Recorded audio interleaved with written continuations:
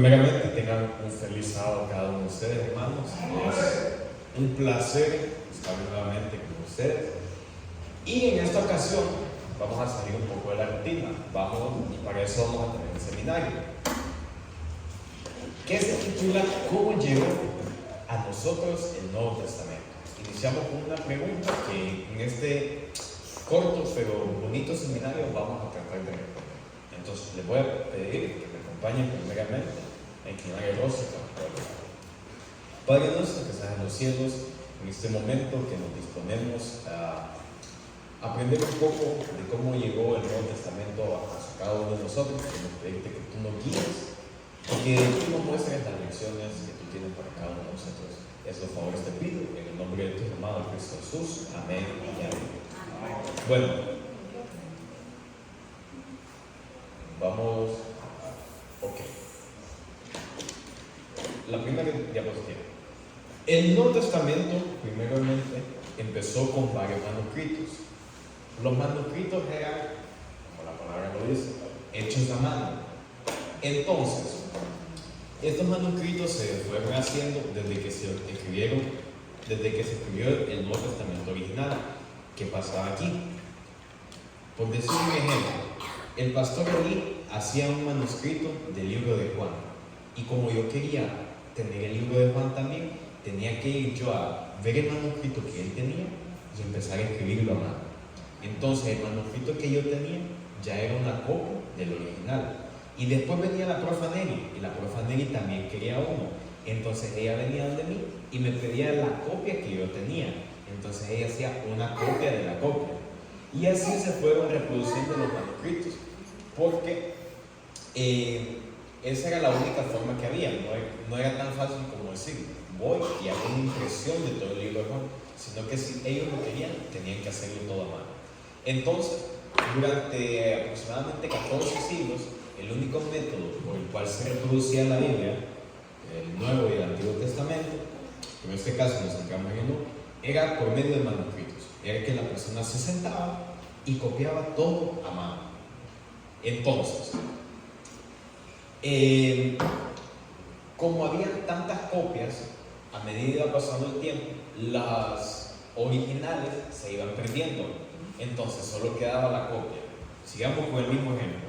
Ahora la profa Nelly tiene una copia de lo que yo hice. Lo que yo hice es una copia del original, en este caso, que el pastor Ali hizo. Y ahora viene la hermana Patty.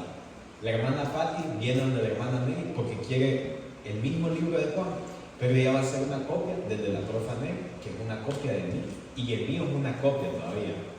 Entonces es un poco chistoso, podríamos decir, pero así era. Entonces al pastor Ali se le perdió el original que él tenía. Entonces todo lo que nos van quedando son copias. Lo mismo pasó con los manuscritos del Nuevo Testamento. A medida que iba pasando el tiempo, solamente iban quedando copias de los supuestos originales, y en otros casos solo eran copias de las copias de las copias. Ok, vamos con la segunda. Hay algo que se llama crítica bíblica. No es que yo voy a ir a ver la Biblia como un libro cualquiera y lo voy a criticar y voy a decir, aquí le falta aceptación, que lo tilde o algo así.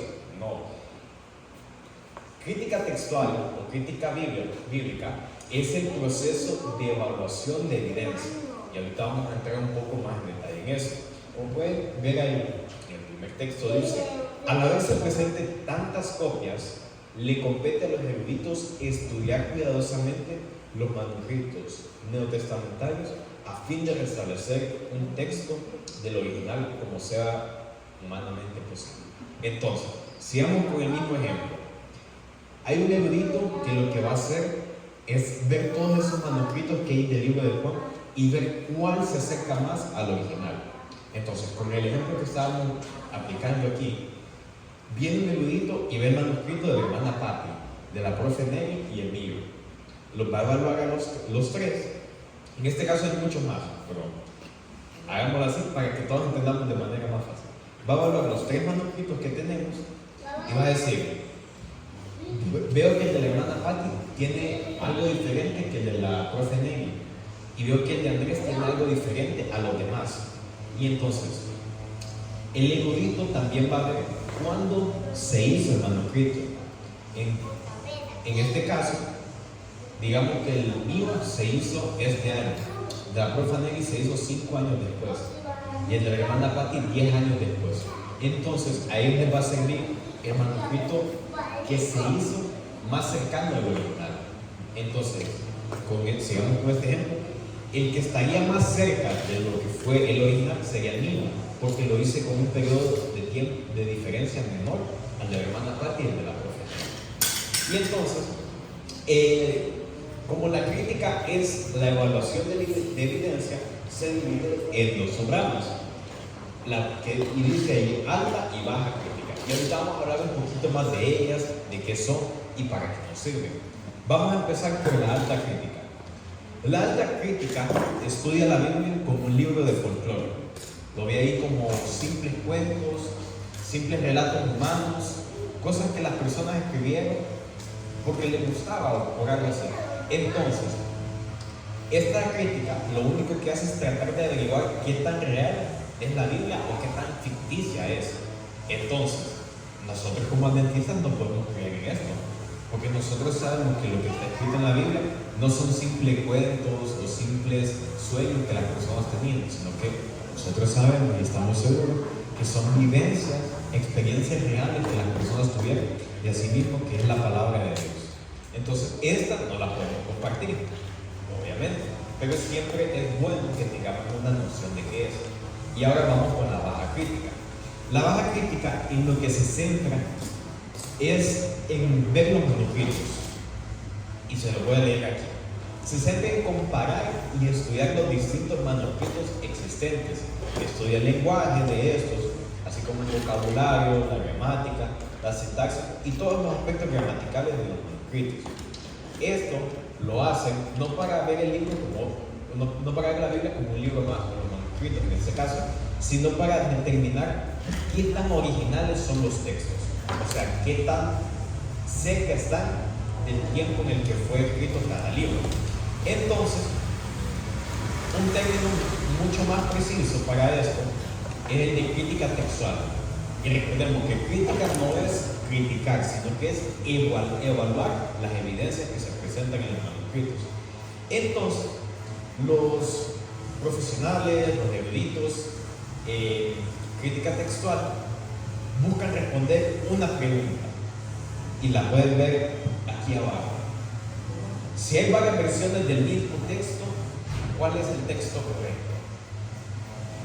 Y ahora vamos a ver un poquito de la causa de las variantes, porque si vamos con el mismo ejemplo, si todo era escrito a mano, podría haber una variante. Podría ser que yo vi mal una letra y la copié de otra manera. La hermana Patti no vio algo o vio un tachón que la profe Nelly hizo y ella lo puso con una letra más. Entonces, así. Ok, las causas de las variantes. La primera es escasa educación. Muchos de los coperos o muchas de las personas en aquel entonces que hacían los manuscritos no eran profesionales, simplemente eran personas que decían: hey, yo quiero una copia de tal libro, voy a conseguir esta copia o el original y lo voy a hacer un manuscrito yo. Pero a veces no eran personas profesionales o letradas que habían ido a la universidad. El segundo, uso de sinónimos. Esto es muy común. Y muchos de los copistas usaban sinónimos. Por ejemplo, uno que podríamos utilizar: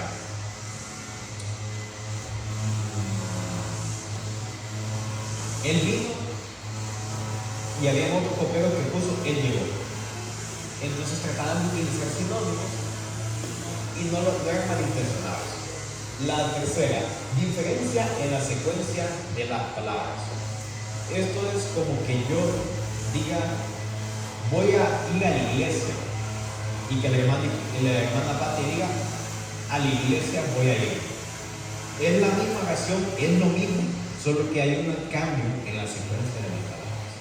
Entonces, también estaba la omisión de palabras. Este era el ejemplo que yo les decía. Puede ser que el copista que estaba haciendo el manuscrito no vio, estaba dormido, tenía sueño y no escribió una letra, una palabra o un acento. Después están las adiciones. Son añadiduras bien intencionadas que hacían los coperos porque querían aparentemente mejorar o aclarar el texto. Y aquí tenemos un ejemplo en Juan 4, en Juan 5, del 4 al 5. Entonces, les voy a pedir en su Biblia que lo busquen, por favor. Juan 5, del 4 al 5. Vamos a ver un ejemplo de lo que fue una adición.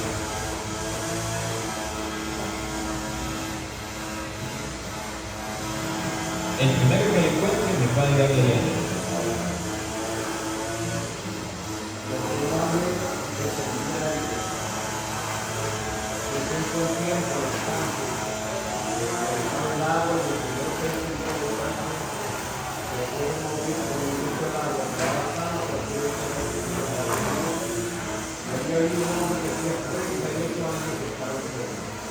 Muchísimas gracias. Aquí tenemos el paralítico al lado del estanque de Bethesda. ¿Qué pasaba aquí? El copero que hizo o que redactó este manuscrito quería aclarar por qué la gente se reunía al lado de aquel estanque, porque no era algo que estaba implícitamente dicho. Entonces, el copero escribió ahí, entre paréntesis. Hay algunas Biblias en las que ese versículo no aparece y está en paréntesis. Esto fue porque el copero quería aclarar por qué la gente se reunía ahí. Entonces, en su buena intención, él hizo una adición y puso ahí, según su criterio, que un ángel descendía y movía el agua. Entonces, esta es una adición bien hecha, o sea, bien intencionada.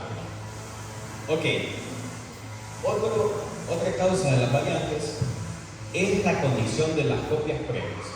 Nosotros sabemos, cuando nosotros imprimimos una hoja o escribimos algo, a medida que va pasando el tiempo, esta hoja se va deteriorando. Lo mismo pasaba con las copias. Se la prestaba yo al pastor Ali, el pastor Ali se la prestaba al profe Carlos, y a medida iba pasando el tiempo, se iba agarrando uso, iba agarrando suciedad. Entonces,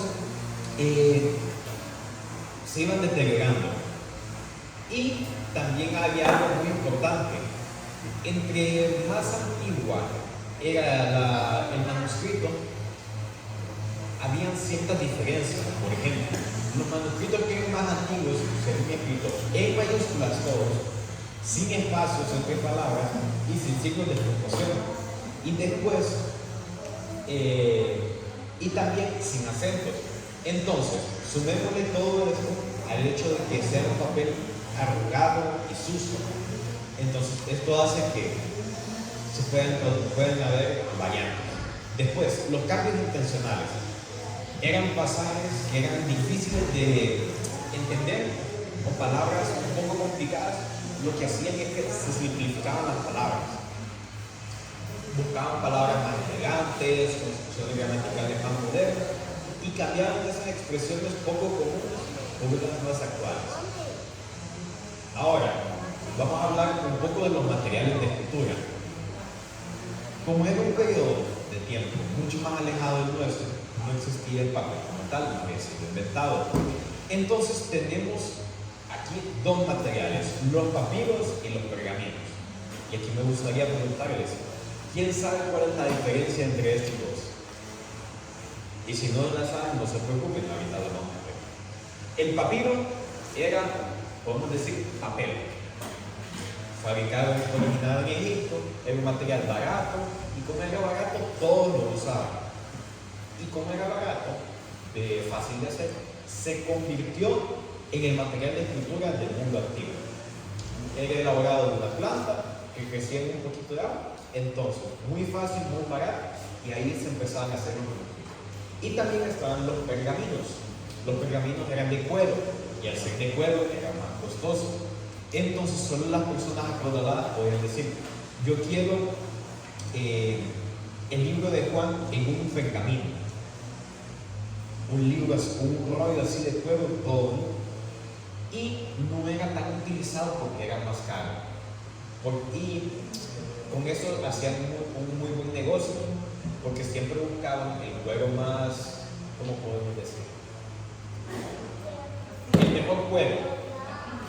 El cuero más fino, correcto. A tal punto que incluso mataban a las vacas bebés, o sea, porque acaban de nacer, para sacar un cuero más flexible, mejor, y esto es un gran negocio. Y la forma en la que almacenaban estos libros, los papiros, los pergaminos, eran rollos. Por eso muchas veces está la imagen de los rollos así. Entonces era más fácil. Ahí, en la siguiente, tenemos eso. El primero,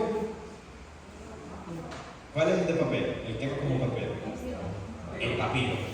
Y la de abajo es un pergamino. Entonces podemos ver la diferencia entre los materiales. Obviamente, el pergamino iba a durar más porque era de cuero. Entonces, la siguiente. Tenemos ahí los manuscritos. Los manuscritos son lo que hemos estado hablando. Copias que se hicieron a mano. Entonces, tenemos el primero aquí, nos dice códices. Las personas en aquel entonces se dieron cuenta que ocupaban mucho espacio al guardar los libros en rollos. Porque imagínense, para ordenar un libro entero necesitaban un rollo así. Y si lo estiraban era mucho más largo. Entonces, de repente se le ocurrió a un copero, ¿y si lo doblamos así? Y ahí surgieron los códices, que son libros encuadernados. Podían ser de papiro o de cuero. Y entonces, ¿esto qué favoreció? A que fuera más fácil la transportación de estos manuscritos. Y aquí tenemos dos tipos de manuscritos. Tenemos los unciales. Estos eran hechos con letras mayúsculas todos, como la palabra manuscritos, todos en mayúsculas. Eran bien separadas las palabras y cabían aproximadamente 11 letras por página. ¿Y qué pasaba? Cuando eran unciales, podían ver las personas que eran más antiguos, porque esta era la forma de escritura un poco más primitiva, porque eran las palabras todas mayúsculas, bien separadas, y no habían sido inventadas las palabras minúsculas. Ahora vamos con los cursivos. Los cursivos eran en letras minúsculas, unidas, y por ende habían sido hechos en una época más tardía. Entonces, los unciales eran más tempranos, vamos a decir, más acercados al tiempo de los apóstoles. Y los cursivos eran más alejados de ese tiempo, eran más tardíos. Entonces, ahora vamos a hablar un poquito de los primeros manuscritos del Nuevo Testamento. De los principales, de los más importantes que hay. Tenemos aquí el que dice códice. Y refresquemos un poquito. ¿Qué es un códice? Lo acabamos de ver aquí ahorita. Un libro, correcto. Un códice es un libro encuadernado. Como la Biblia del pastor Ali. ¿Enseña un pastor? Así eran libros encuadernados. Entonces, tenemos el códice P45. La P significa que era papiro. Entonces, ahí nos dice que era un papiro. Y 45 es el número de códice, o sea, fue encontrado y se le colocó el número 45 porque en ese orden se encontró. Hay otros, está el códice P1, P2, pero esos no son tan importantes como esos tres. Entonces, tenemos que el códice es un libro encuadernado de papiro, como un libro de papel, podríamos decir en nuestro tiempo. Entonces, en el códice P45 lo que se encontró fueron los evangelios y hechos. En el P46 se encontraron las epístolas de Pablo. Y en el P47 se encontraron porciones de Apocalipsis del 9 al 17. Entonces podemos ver que ahí va comenzando el trabajo de los eruditos, en ver todos estos manuscritos, todos estos códices que se hicieron y poder evaluarlos. En la siguiente, ahí están. Esos eran los libros encuadernados más o menos que se usaban. Y estos eran los manuscritos más tempranos. Eran letras pegadas y en mayúsculas. Entonces así podemos ver que eran más acercados al tiempo de los apóstoles. Ahora vamos a hablar un poquito de historia. Ya tenemos que eran los manuscritos, cómo se hacían, el material que se usaba. Ahora vamos a tocar un poquito de historia. El primer Nuevo Testamento en griego fue editado o elaborado por un erudito irlandés que se llamaba Desiderio de Erasmo, pero lo vamos a dejar en Erasmo para hacerlo más fácil. Este señor solamente se tardó 10 meses en hacerlo, y para que entiendan el trabajo, era que primero que todo tenía que tallar cada una de las letras. Perdón, todavía me adelanté un poquito a lo de la imprenta. Este hombre solamente tardó 10 meses en hacer esto. Pero ¿qué pasaba aquí? Él solamente tenía manuscritos en letras minúsculas, o sea, manuscritos tardíos, manuscritos que habían sido elaborados tal vez 600, 700, 800, 1200 años después del tiempo de los apóstoles. Entonces no eran fuentes tan fidedignas. ¿Y qué pasaba? Como él se apresuró a hacer este trabajo y lo hizo con premura, contenía muchos errores, había palabras que no estaban bien escritas, y como solamente se basó en manuscritos tardíos, no era un contenido de calidad en lo que él se había basado. La primera edición se llamó Novum Instrumento y tenía centenares de errores. O sea, él imprimió solo para que esta versión él imprimió solo para que se dijera que él había sido el primero en hacer un Nuevo Testamento en griego. Y por eso, y ahorita que él se imprimió, vamos a hablar de la imprenta. El trabajo que tuvo que hacer fue tallar cada una de las letras del alfabeto griego para que éstas se pudieran imprimir. Entonces ya podemos ver que es mucho trabajo y él solamente lo hizo en 10 meses. Y esto lo hizo así, solo para que se dijera que él había sido el primero, porque había otro que estaba haciendo una competencia con él. Pero el otro decía que iba a hacer su Nuevo Testamento en inglés, en griego y en 4 otros idiomas más. Pero este, como decimos nosotros, se puso las pilas y le ganó. Después, la segunda edición se llamaba Nuevo Testamento. Esta ya había corregido la mayoría de los errores que había presentado la primera y fue la base del Nuevo Testamento traducido al alemán por Martín Lutero.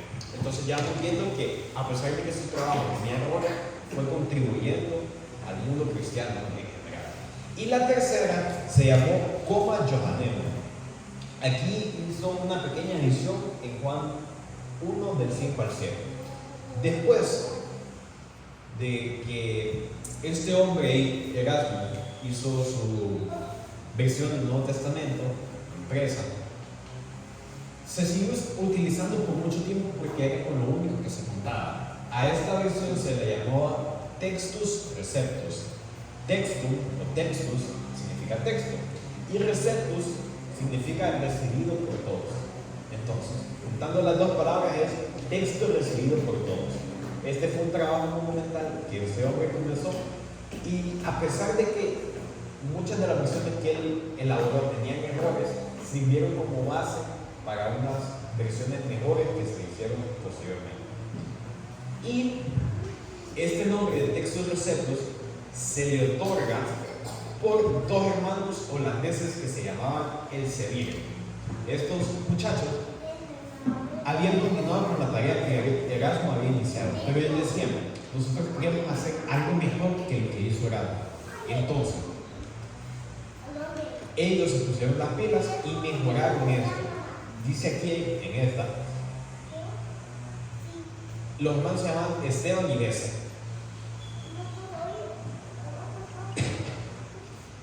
Esta versión que ellos elaboraron se convirtió en una de las principales versiones del Nuevo Testamento en griego de todo el mundo protestante, hasta 1881 que cayó en desuso.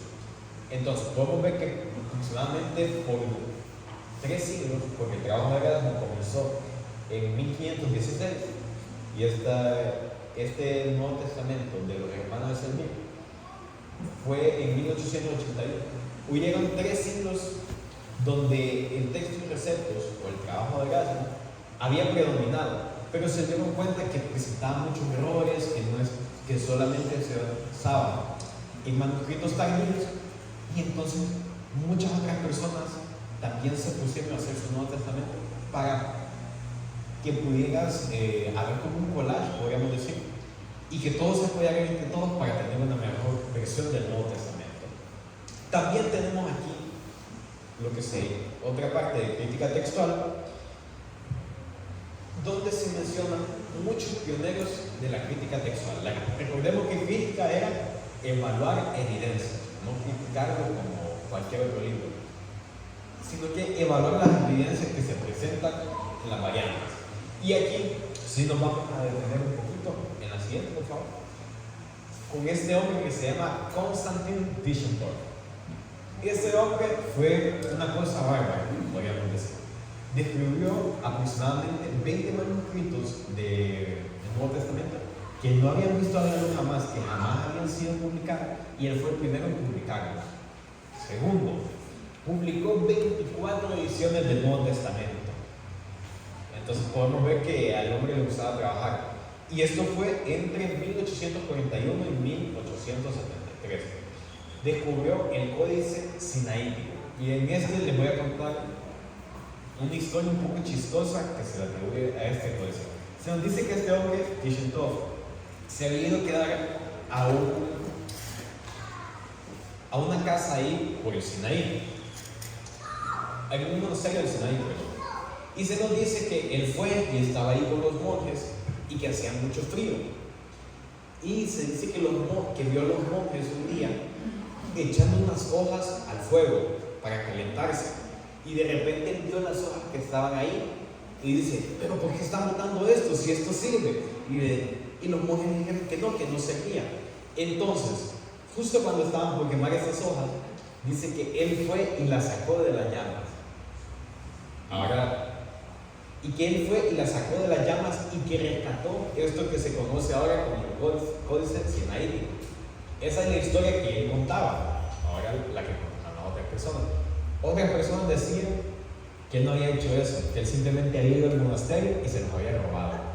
Entonces podemos ver que él se atribuía a haberlo sacado del fuego, pero otros dicen que solamente se lo robó. Después descifró el Códice de Efraín y publicó por primera vez el Códice Vaticano. El Códice Vaticano fue, como su nombre lo dice, Vaticano. Entró al Vaticano y él solicitó el permiso para publicar ese material que estaba ahí, y se lo otorgaron. Y su obra finalizó con la 8ª edición de su Nuevo Testamento en griego. O sea, él, hasta cuando estaba finalizando sus años de actividad, seguía aportándole al mundo cristiano. Y esta última versión que elaboró tenía un aparato crítico, y ya vamos a ver qué es eso, muy rico, muy beneficioso, muy útil para el estudio del Nuevo Testamento. Entonces, ahora vamos a lo que es el aparato crítico. El aparato crítico son como notas a pie de página que se utilizan para que la persona que está estudiando la Biblia, ya sea en español, pero en este caso en griego, pueda ver que hay distintas versiones para una palabra, con distintas construcciones gramaticales para una palabra, en distintas versiones. En una versión puede aparecer como: Jesús fue llevado al desierto por el Espíritu. Jesús fue llevado por el Espíritu al desierto. Entonces, esto que se llama aparato crítico, lo que hace es poner aquí la versión de la palabrita y poner aquí al lado siguiente qué códices, qué papiros, qué pergaminos apoyan esta traducción. Y muchas veces en algunos solamente aparece que lo secunda el códice tal, solamente uno.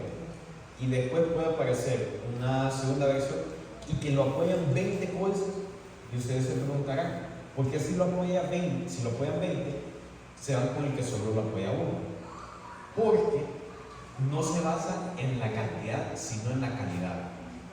Entonces, si ven que el códice o el manuscrito que encontraron está más cerca del tiempo de los apóstoles, obviamente se van a quedar con eso porque presentan menos errores y hay menos probabilidad de que la palabra haya sido cambiada a comparación de otros.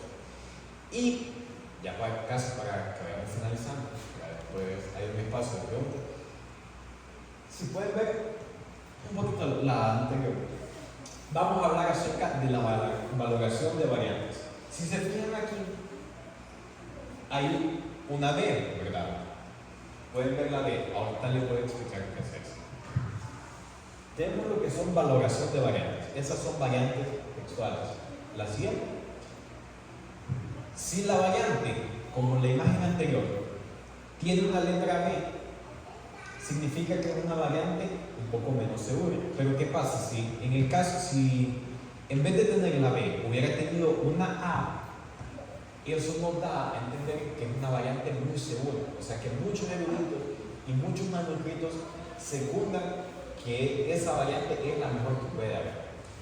Luego está la letra B, que es un poco menos segura, la C no tan segura y la D, que es casi nada segura. Esta valoración de variantes se utiliza bastante. Hay muchos pasajes en los que casi que todas las palabras tienen el grado A, o sea que todos están muy seguros. Hay otros que tienen el B, que es como un poco menos seguro. Después está la C como no tan seguro. E incluso hay variantes que solamente tienen la letra B. O sea, como de lo peor que puede haber, esto es lo mejor. Entonces se quedan con eso.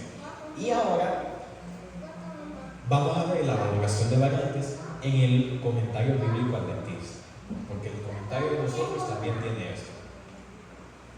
El comentario bíblico adventista la usa de una manera parecida, pero no igual. Y esta nomenclatura solo la utiliza el comentario bíblico adventista. Esta sí lo utilizan los demás comentarios y diccionarios. El comentario bíblico adventista tiene 5 formas de valorar la variante. La primera dice: la evidencia textual establece que, o sea que, por lo que se puede ver en el texto, versos anteriores, versos posteriores, se demuestra que no hay duda. O sea que ese versículo así fue escrito y así lo encontraron. Luego está la letra A. La evidencia, y se sobreentiende, o se pone ahí como, la evidencia textual tiende a confirmar. O sea, no es implícito que está, pero hay un grado de seguridad muy alto. Luego está la letra B. La evidencia textual favorece el siguiente texto. Entonces, esta nos dice que pueden haber ligeras dudas. O sea, siempre es seguro, pero no tiene el mismo grado de seguridad a que diga la evidencia textual establece o tiende a confirmar. Luego está la letra C. La evidencia textual se inclina por. Entonces ya vemos cómo va bajando el grado de seguridad. Ahí ya hay duda. Y la D. La evidencia textual sugiere. Ahí ya hay muchas dudas. Entonces podemos ver que a medida que ha pasado el tiempo se han ido haciendo muchas versiones, muchas traducciones de los manuscritos originales. Y esto ha pasado porque los manuscritos originales se han ido perdiendo y solamente han quedado copias de las copias. Entonces, lo que podemos ver aquí es que hay personas que se toman el tiempo de ver todas estas variantes, todos estos manuscritos y tratar de darnos a nosotros una mejor traducción de la Biblia, una traducción más clara. Entonces, por eso muchas personas recomiendan Biblias más modernas o Biblias que han sido elaboradas en años recientes, porque se basan en manuscritos más tempranos. Los manuscritos más tempranos son los que están más cerca del tiempo de los apóstoles, aproximadamente a unos 600, 700, y es mucho mejor tener una Biblia que se base en eso a tener una Biblia que se base en manuscritos encontrados en el año 1200, 1300, porque ya es ¿cómo se dice? Un lapso de tiempo más. Un lapso de tiempo muy grande, gracias. Entonces, así podemos ver que nosotros también debemos conocer bien nuestras Biblias y bien el origen. Y así podemos ver que el Nuevo Testamento llegó a nosotros, a pesar de un montón de complicaciones que hubieron, pero tenemos un Nuevo Testamento y hay muchos eruditos que se toman el tiempo y la dedicación para elaborar mejores manuscritos. Entonces, ahora viene el espacio de preguntas. Me gustaría saber si alguno de ustedes que tiene una pregunta, algo que no voy a entender de una manera tan clara. Este es el momento. Algo que le gustaría saber antes de que terminemos este lindo seminario. Cualquiera que sea la pregunta, no se preocupe. Puede ser algo sobre las valoraciones, las variantes, los distintos manuscritos que hay. ¿Cuál es la versión actual más fidedigna a la original? Ok. Como tal, no tenemos una versión que se apegue al original porque se perdió, ¿verdad? Y solo se han ido haciendo copias de copias. Ahí mi recomendación sería que nosotros nos inclinemos por versiones de la Biblia más recientes.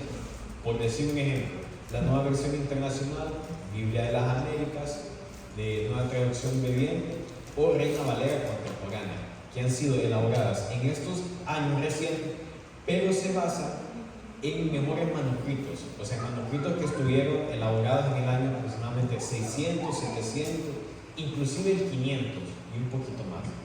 Entonces, al basarse en manuscritos más tempranos o más cercanos al tiempo de los apóstoles, hay una menor probabilidad de error. ¿Alguna otra pregunta? ¿Profe Carlos? En el griego, en algún tiempo, no sé, ahora, existían las tildes y las comas. ¿Bien? Ok. Primero tenemos, como les decía, lo que eran los manuscritos unciales y cursivos. Los unciales eran escritos todos en mayúsculas, sin tildes, sin acentuaciones y con letras bien separadas.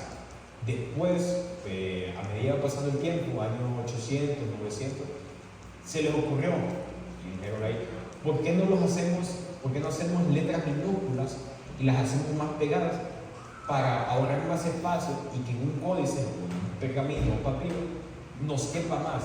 Entonces, como tal, no. Al inicio no existían. Fue a medida que iba pasando el tiempo e iba evolucionando el idioma que se pusieron a pensar que era mucho más conveniente hacer letras pequeñas y pegadas, tildadas y a veces un poco separadas para ahorrar espacio.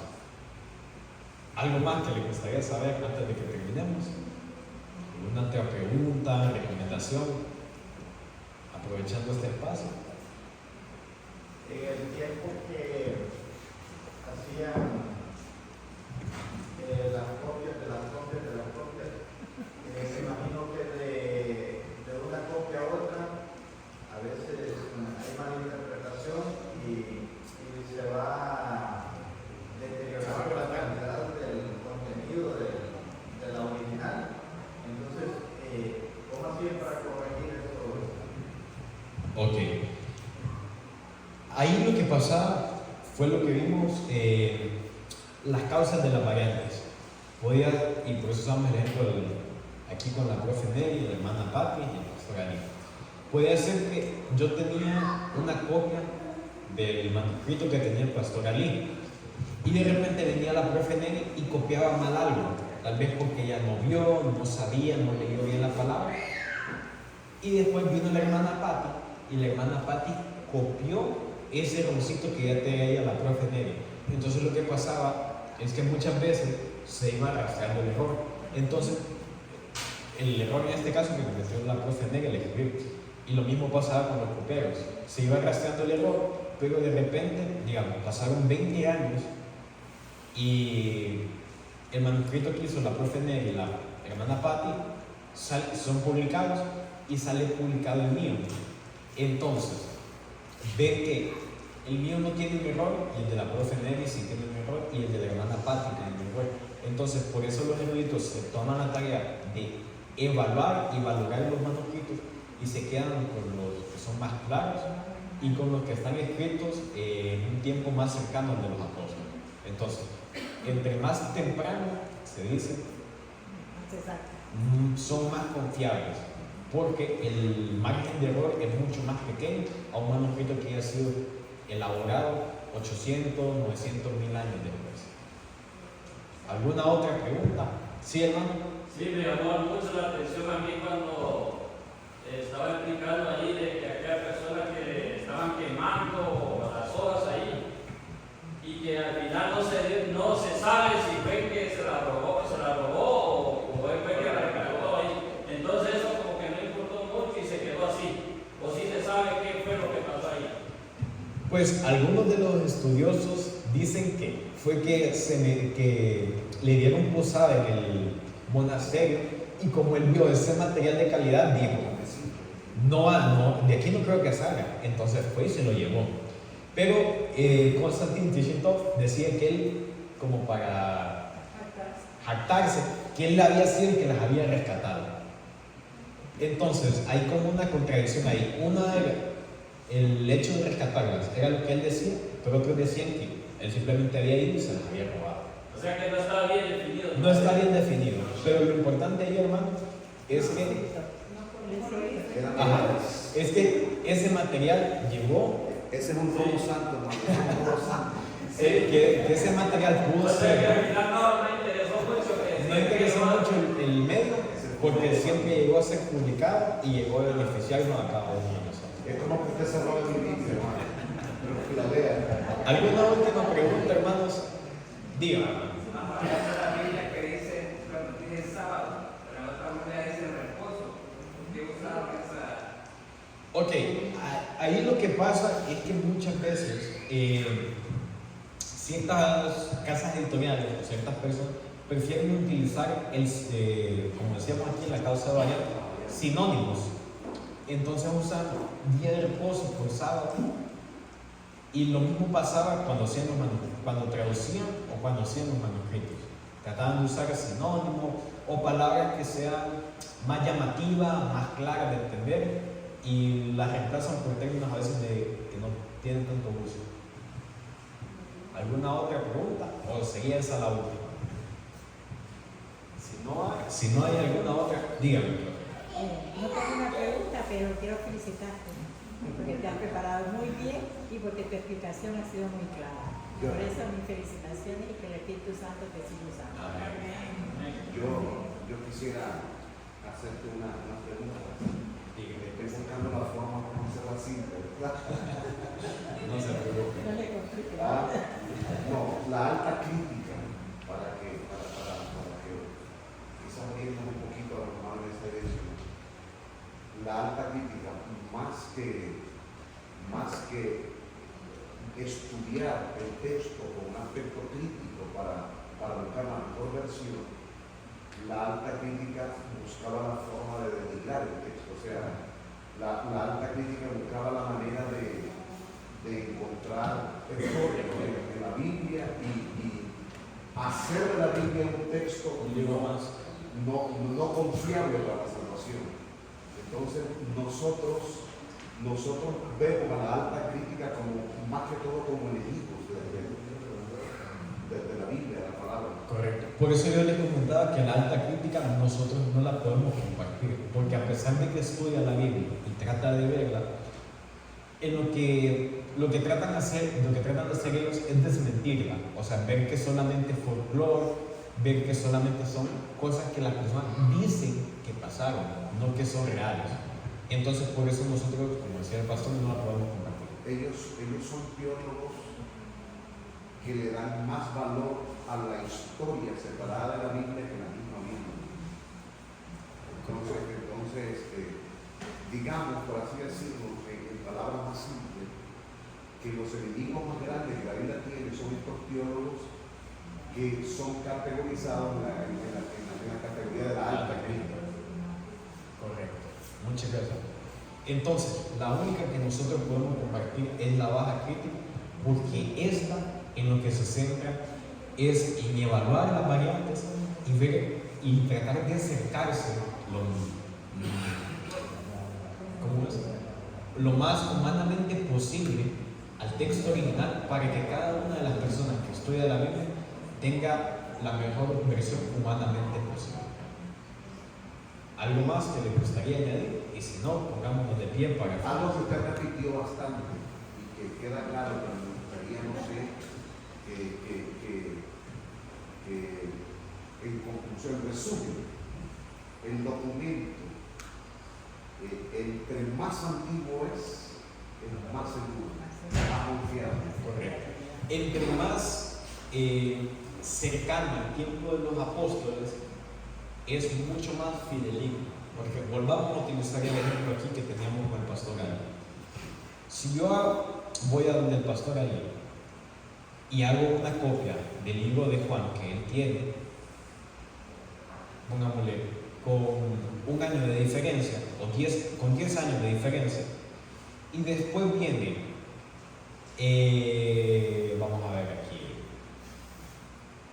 profe Carlos, 100 años después, y viene a querer hacer una copia de una versión, de una copia que alguien hizo de lo que yo hice, ya va perdiendo con un grado de seguridad. Entonces, por eso los eruditos se basan en los manuscritos más tempranos, le llaman ellos, porque están más cerca del tiempo de los apóstoles. Y ahí también influye lo que hablábamos. Un manuscrito se puede ver si es más temprano o tardío por el tipo de letra. Si es letra mayúscula, se le llama inicial, es mucho más temprano, o sea, mucho más acercado al tiempo de los apóstoles. Y si es minúsculas, pegaditas así, es mucho más ¿cómo es? Está mucho más alejado del tiempo de los apóstoles. Andrés, con tu seminario has despertado la curiosidad de algunos hermanos. Entonces me gustaría preguntarte, si yo quisiera ver sus códices ahora, ¿dónde tengo que ir? Ok, los códices no los tengo aquí, pero se los puedo compartir, puedo conseguirlo.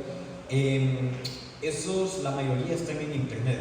Uno puede poner códice P45, 46 y 47, que son de los más importantes, y así uno puede tener una noción. También, si ustedes gustan, para conocer un poquito más de Nuevo Testamento griego, pueden buscar en su Biblia, en sus teléfonos, una página que se llama Logos Kalogos, que es una interlineal que les muestra el texto griego y la traducción literal de cada palabra, y ahí les da un pequeño análisis gramatical. Entonces esa es una herramienta muy útil. Se llama Logos Kalogos. Logos Kalogos. Y así hay distintos software que uno puede conseguir para tener eso. Bueno, si no hay nada más, hermanos, les voy a pedir que nos pongamos en pie para poder dar por finalizado este seminario.